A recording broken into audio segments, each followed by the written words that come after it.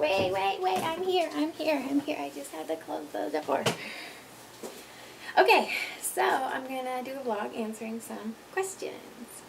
Most of these are personal questions. I have a lot in my fucking ass box right now. I'm feeling kind of overwhelmed by it, but I'm trying to keep up. So anyway, first question. Hello, Jamie. First of all, I love you. I have a question about birth control methods. Assuming you're practicing safe sex, what is your preferred method? I mean, condoms are probably less effective than, say, pills, but pills tend to have wacky hormonal effects on bodies and sometimes can be a hassle to take and deal with the effects. What do you think of stuff like the calendar method, and what would you do if you got pregnant right now? Is that a big concern for you? Well, I have a Paragard IUD. I've had it for about 4, 5, 6 years. That's a long time. Oh my god. They tend to last about 10 years. They're just a little, IUDs are like these little, well, mine is made with copper, but IUDs are just these little plastic T-shaped things that hang out in your uterus. You want a better idea of like what they are, what they look like, Google it. They prevent babies from implanting themselves in the lining of my uterus. And it works really well. I don't use condoms. I mean, I do when I'm in a situation where that is necessary, but I'm in a relationship right now. Both of us are only really sleeping with each other. It's not really necessary. And we've both been tested recently. And we're both free of any STIs aside from my herpes, which is was pre-existing, and we already know about that. Blah blah blah. Anyway, so yeah, I've taken hormonal birth control in the past. Normal estrogen-based pills, normal estrogen-based pills tend to dry out my vagina, make sex like really not something I want to do, and just generally like fuck everything up for me. They kind of make me crazy too. So I stopped taking those. I also was on Depo-Provera for a while. That was horrible. Ugh. And then I started taking progesterone-based pills. And the pill was called Yasmin, and that stuff was wonderful. I love that brand of birth control very much, or that type of birth control very, very much. But I haven't taken it since I was 18. I stopped taking it when I was 18. So yeah, I mean, calendar method, I would say that you should do that if you feel like you're familiar enough with your body, that you can do that, that you have like the means and like the dedication to do that, to I don't know, is the rhythm method and the calendar method the same? I'm curious. I have an idea of what the calendar method is. Maybe I should have Googled this first. I don't know. But if they're the same, which I'm assuming that they are, I don't know. If you, I would say like, that's kind of risky if you're like 18 years old and you're like, yeah, I'm gonna like do this thing and try to figure it out, see if that works. I wouldn't really suggest that. I would say that that's something that should be practiced probably more within like a committed relationship, maybe even like not monogamous, but just like I don't know. I know a lot of people that hasn't really worked out for. It's not something I would do, because bodies can be weird and they change, and things change. So do what you want. I wouldn't practice the calendar method, but I also am very against most like hormonal birth control and stuff, because I've had bad experiences with it, with the exception of that one type. So yeah. What would I do if I got pregnant right now? I don't really know. I don't want any more children. I know that. I'm not looking to get pregnant at all. I wouldn't be happy if I was. It's not really a concern for me because I have my IUD. So, and even like in the small chance that I were to get pregnant, I would probably miscarry it anyway. So, I'm not worried about that. But what I would do, I really don't know. I don't know. Next question. I was wondering if you could describe to me what pregnancy feels like.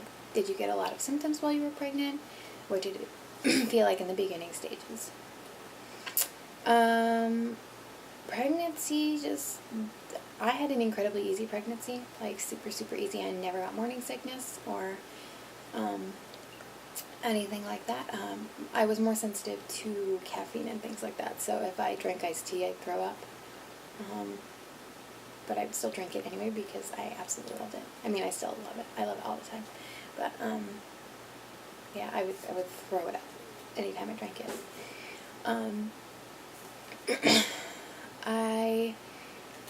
Most of the time that I was pregnant, I would, like, forget that I was pregnant. Like, my body didn't feel very different. It just felt like I had something inside of me. So I worked up until the day before I had surgery. You're on. Uh-huh. Spank the plankton too, by the way. Yeah, I worked up until the day before I had Dimitri, and he had dropped. He was well into my pelvis, and it was totally fine. I don't know, like, my pregnancy was like, it didn't feel very, very, very typical at all. It was incredibly easy for me, so I don't really feel like I'm the person to ask with this. Because I didn't have any barfing or nausea or discomfort aside from, like, my torso is very short because I'm very small. So when I would sit down, his butt would go under my ribs. So anytime I'd have to sit past, like, once I was at about, like, 6 months, from, like, 6 months on, anytime I would sit, I would have to sit with my arm up over my head like this, because otherwise there'd be too much pressure on there. And I would get heartburn if I would drink lemonade or anything like that. Fetal movements, when they're smaller, feel like air bubbles in your belly. And it's really weird now when I get, like, air bubbles. I feel air bubbles in my belly, and I, like, momentarily panic, and I'm like, oh my god, is there a baby in me? And I don't know it. Oh my god, oh my god. But yeah, there's totally not. It's just, it totally feels like air bubbles moving. And then when you have, like, something, like, large enough and substantial enough to, like, be kicking you, and you, like, feeling it, and, like, making I'm feeling very parched. I don't know, making visible, like, impacts from the exterior of your body, I guess. Then it feels exactly like that. It feels like something's hitting you on the inside. It doesn't necessarily hurt or anything like that. For me, it didn't anyway. I know some people will get kicked in the cervix and the bladder and stuff, and it does not feel good. I never had any of that. The only thing that was really super uncomfortable for me was sitting down, and just, like, but being pregnant was like a piece of fucking cake. Yeah. I'm going to ask somebody else, because I'm not the person to ask about that. Next question. What are the top things that are triggering for you, and would you mind explaining why they are so? You are such an interesting woman, and I adore your personality. What is triggering for me? I'm still trying to figure that out.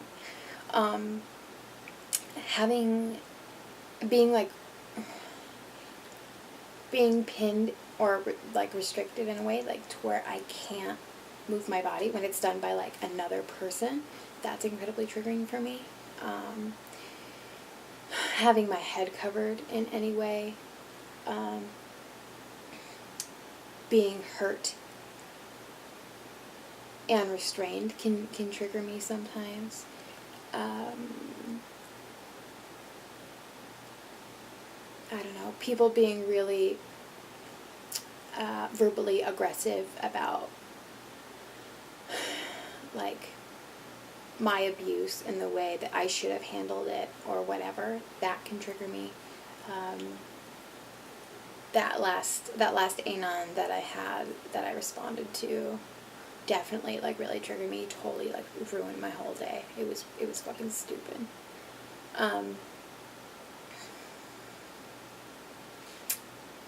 Yeah, I don't know. I'm still trying to figure it out. Sometimes, like, things pop up and they totally surprise me. It's something that's really weird. Why? I can't really. Most of the reasons why my triggers are triggering for me are because they are things that I've experienced or been through before in incredibly negative situations that were, like, really painful and uncomfortable and awful. So it only makes sense that, like, that would happen.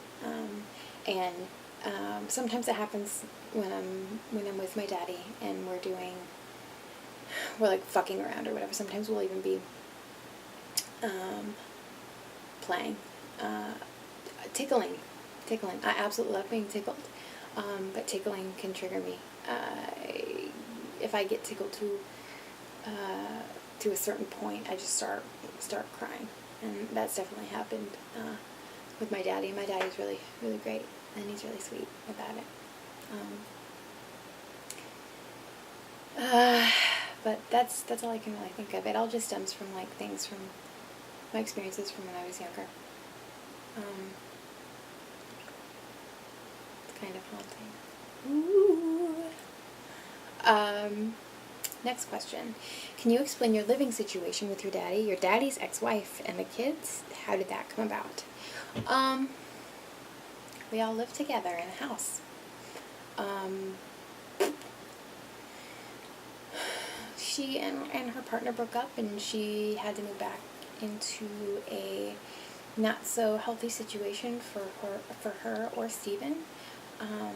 And so Gino and I were like, hey, come up here and live with us. So they did. And now we all live in a house together. And it's fine. It's great. Yeah. What's your skincare routine? Your complexion is immaculate. Except it's really not. Because I have, like, this skin disease, and it makes my face all blotchy. I don't know if you can see. I'm going to get up close. Maybe a little bit. You can see here. There's a little spot in the middle where I don't have it, but it comes around. It goes up my face. It's a little bit bumpy. This is a combination of keratosis and dry skin. I have, like, chronically dry skin. It's kind of really fucking dumb. But that's also why, like, I like super moisturized. But skincare, usually what I do is I wash my face. I wash my face with a number of things. But usually I'll just, like, rinse it with water or something and then, like, exfoliate. Sometimes I use Castile soap, but I generally try to avoid Castile soap because, like, tea tree oil Castile soap or, like, Dr. Barnes or something like that. But I generally try to avoid it because I'm allergic to glycerin, and that's a glycerin-based soap. So, yeah. So what I wash my face with varies. But I exfoliate pretty much every day. I usually do that with, like, a sugar oil scrub that I make myself, which I've posted before. And then I also moisturize the fuck out of my face. So I like wash it and get everything off, and then exfoliate. Circles and circles and circles and circles. And then I get out of the shower and I wipe all the excess oil from the scrub off. And then I come in the bathroom. And where are you? Where are you? My vanity is a mess right now. That's where I'm recording this. Is on my vanity. There you are. Okay. So what I put on my face is well, first I have this Radiance. It's a little thing of eye cream I put here on my eyes because I have dark circles. I don't know if you can see that, but I do. Maybe kind of. Not so bad, but yeah, I've got dark circles. So I put this on my eyes. I used to use this lightening cream from Germany on my face, just to like help with my redness because I ate for a long time. I hated my pink cheeks. I absolutely hated them. So I would try to lighten them up a little bit, and it actually worked really, really well. But they're being pink. I don't know if you can see them, but there. So anyway, I put on my eye cream and just like,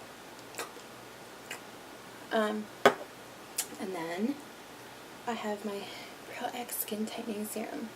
I use wrinkle creams. I absolutely do. A lot of people think that like wrinkle creams and stuff are for old people, but they're not, because why would you use a wrinkle cream once you already have wrinkles? Doesn't really make sense. Why not use them like before? Whatever. Because all these are just like creams that are packed with like really, really great like vitamins and things like that. So it's never too early to start using wrinkle creams. So I start with the serum, put that on my face, on your neck too. Your neck is also really important as far as like this stuff goes. And then wrinkle smoothing cream. I don't have wrinkles, but I wear it anyway.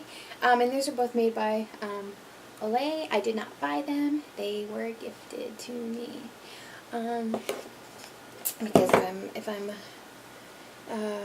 remember correctly, Olay tests on animals, and I don't buy products that are tested on animals, or I don't buy from companies who test on animals. So, yeah. So I do that. I put that on my face. Sometimes, if my skin is super dry, I will put some of my body butter on my face. And my body butter is just as good as any face cream. It's like, there's no bullshit in it. It's just like super great extracts and oils and stuff all whipped together. And this is what it looks like. This is like my favorite stuff in the whole world. It makes my skin so soft. It smells so good. And this is like, this tub is like $13 a tub. And it's so worth it. One of these will last me like 3 weeks to a month. 2 of them because I have a problem. But yeah. So that's what I do with my skin. And then like some days I wear makeup, some days I don't. But I always moisturize. I feel like that's so important. I feel like exfoliating and moisturizing are super, super important. But yeah, that's enough questions for now, so I'm gonna shut this off. But maybe I'll make another one tomorrow. But it's getting really hot in here. But I will talk to you all later. Okay, bye!